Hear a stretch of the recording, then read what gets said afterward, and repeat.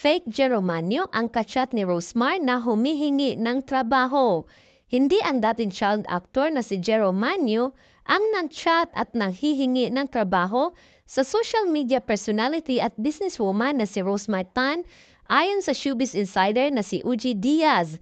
Sa Facebook post, winani nga ni Uji si Rosemar na poster ni Jero ang nag-private message rito. Sinabi ni Uji na nakausap niya si Jero at napag-alamang hindi ito ang nag-message kay Rosemar. Nagbigay siya ng payo na tumulong lamang sa mga tunay na nangangailangan at huwag sa mga nagpapanggap.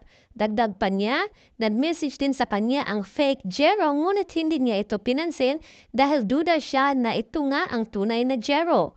Payo ni Uji kay Rosemar, bigyan ng trabaho ang mga tao sa lugar ng kanyang resort para makatulong sa kanila. Huwag ding umasa ng public apology mula sa fake Jero dahil baka peke rin ito.